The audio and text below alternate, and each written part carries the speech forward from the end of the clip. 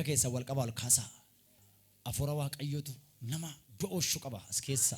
Caraan abidda du'aate. Harka keessa adda adda walii keessa godhame. Caraan keessa sagalee guddaa caraan keessa. Lubbuu ishee galaafachuu qopheeffatee afuura kun. Daf. Lubbuu ishee galaafachuu caraan keessa. Lubbuu ishee galaafachuu bineensa qopheetu mureera. Daf abidda harka keessa wal adda keessa irra godhaa. Hin caraan amma hidhaa namoota afuura du'aatti murteeffatee jiru. Harka du'a sagalee bulee tokko lubbuu galaafachuudhaaf xumureera wayyooidha. Nan galaafadha qabeereedha. Yeroo dhiyoottan nyaadheedha. Of wallaalchi lafaan dhala ishee tokko of wallaalchisa nagaa dhowwa. Eega Yesuusin caraan. Yaaqootti qabii fidi maqaa waaqayyootiin afuura du'aadhaan itti murteeffateera. Laffee qabee kan nyaatu, dhiiga qabee kan nyaatu, garaa qabee kan nyaatu, marrumaan qabee kan nyaatu, somba qabee kan nyaatu. Caraan keessa sagalee keessa ba Yesuusin. Sagalee keessa mucaa kana fuudhee lubbuu ishee galaafachuudha. Bageetaa ba Yesuusin. Ibidda sitti naqara. Caraan bageetaa ba Yesuus. Atti marcibsa bageetaa ba Yesuusin. Ila fuudheen baay'ee baay'ee. Harka keessan garaarra godhaa waaqayyo isin eebbisu. Ishee tokko garaarra walii keessa godhaa. Ishee tokko lubbuu ishee galaafachuu qophii xumureera. Nama nyaata kenneef nyaatatti kennameef afuura kun lubbuu galaafachuuf deemaa jira. Afuura kun afuura du'aadha. Asii fuudhee garaacha koo itti bulitti kana mataaf garaacha qabeera. Inni iyyuu tanaa afuura kun galee ajjeesa. Bara 2018 agartuudha. Buddaa sadii nyaata kennameeraaf. Bunattis godhamee kennameeraa fi nyaatattis godhamee kennameeraa fi afuura kun caraana.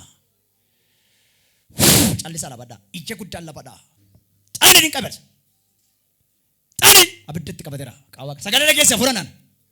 Lubbuu ishee galaafachuudhaafidha. Qophii xumureeraadha. Maqaa Yesuusiin. Qotti yaa qotti. Daf caraan hin keessamne. Har'a galgala ajjeesuudhaaf boleetti qaba. Marsii nyaachisa inni Yesuusiin. Sagalee dhageessisi. Sagalee dhageessin jedhe. Abiddisti qabateera sagalee dhageessi caraan keessa gubadhuuti. Gubadhu maqaa waaqayyoo isa jedha. Maal gochuudhaaf? Maal gochuudhaaf hin jedhe? Maal gochuudhaaf Yesuusis waggeeffachuudhaaf? Maqaa waaqayyooti lubbuu ishee galaafachuu deemaadha. Harka keessan kalee walirra godhame kalee walirra godhaa. Le bara laba santoria sagalee guddaa kalee walirra godhaa. Kalee tokkotu feeltee jira ammas keessa. Kalee du'ee jiru nargaa. Kalee baay'ee dhukkuba nargaa. Qophii xumuree jira.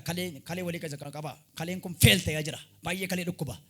Kalee kana guyyaa lama gidduutti ajjeesuudhaaf lamaansaa hojii dhaabuuf deemaadha. Tokko dhaabeera tokko garuu itti darbaa jira. Afuura hamaadha. Nama afuura budaa carraa rukute. Kaleen kun baay'ee dhaata. Hin caraana afuurri kuni wayyoo dhala afuura kutaa jira labboleetti kana. Hin caraana. Kana achi afuurri kun hojii lataa tuubboon cufama. Yeroo funcaan baay'ee rakkatti dhaabachuu hin dandeessu. Karaa isaatti ciisuu hin dandeessu. Itti taasaa jira afuurri kun. Itti taasaa asii baasennaan kalee kana hin ajjeesan. Kalee lamaan kana hojii alan godha jira. Namni kun baay'ee rakkata laa caraan afuura budaadha. Afuura budaa afuura toshaadha. Maqaa Yesuusiin qophiitu murtee kan jirtu. Ba Yesuusiin jedhamee dabalaatimi. Ishee kana kalee kana hojii ala godheera maqaa waaqayyooti. Caraan keessa fuudha. Daf fuutee fuudha. Daf jedha sagalee caraan keessa fuudha. Bineensa sii qabe taa'eera isin. Daf fuudheen baadha borichi. Sagalee guddaan gadoodi. Abiddisti naqeera maqaa waaqayyoon afuura kana asii taa'ee caraan keessa jedhe. Daf maal gochuudhaaf? Maal goona? Maal goonee qabanne? Taa warri qaamee itti deebina. Maal gootee qabatte? Maal gootee qabattee hin jedhe?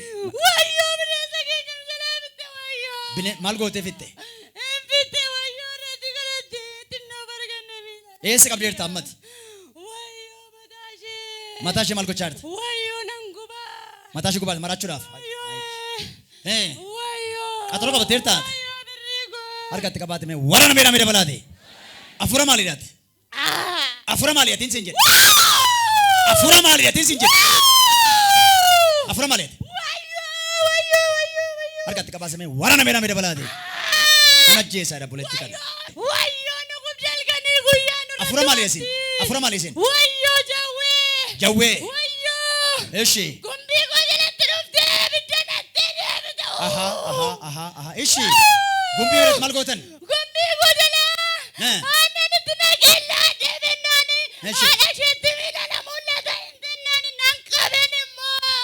Ishi. Wayyo waa xiqqoo bin qabadde. Waa xiqqoon qabadde. Kun afuura du'aati murtootti murteeffateera. Sagalee guddaadhaan si'a sadi keessaa caraanii keessaa fuudhe. Si'a sadi sagalee guddaa keessaa dhafu. Saba keessaa ni godhachaatiin. Ilillee galata dama Yesuusiin. guddaan keessan jedhe. Tokko. Lama. Sanumaa keessaa. Harka kenni.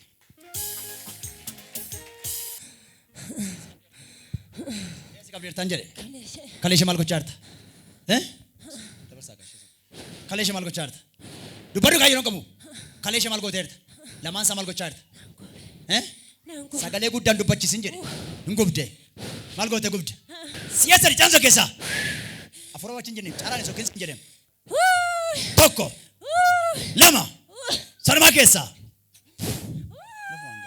Sagalee guddaan caraan keessaa jedhe. Siyaasa sagalee guddaan keessaa. Sagalee guddaan caraan isoo keessaa. Tokko. Lama. Sadii keessaa. Lama. Sanumaa keessaa maqaa Yesuus.